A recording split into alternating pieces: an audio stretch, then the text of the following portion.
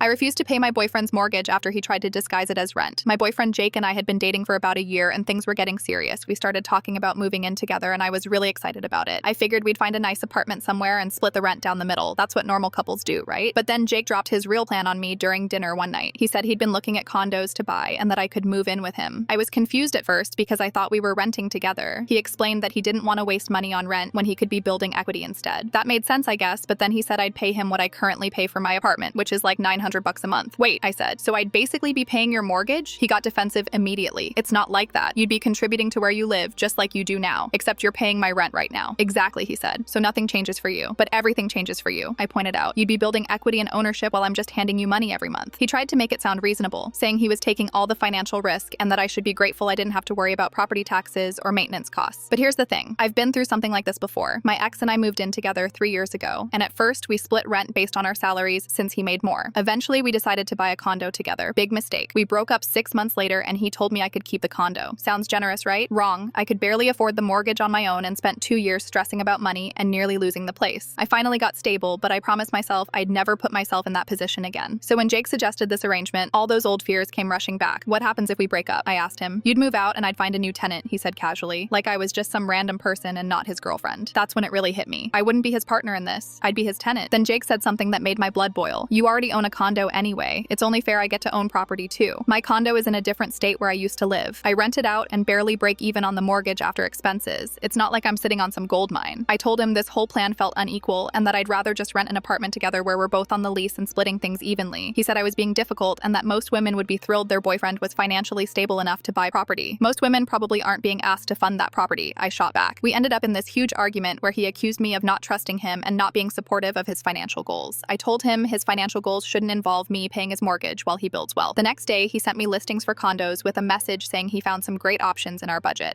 like I was going to be part owner or something. I didn't respond. His friend called me 2 days later saying Jake was hurt that I wasn't excited about this next step in our relationship. I explained the whole situation and his friend went quiet for a second. Then he said, yeah, that does sound kind of messed up when you put it that way. Turns out Jake had been telling everyone we were buying a place together, not that he was buying a place and I was paying to live there. When I confronted him about lying to people, he said he didn't lie. He just simplified it. That's when I realized this whole thing wasn't about us building a life together. It was about him building his life and having me help pay for it.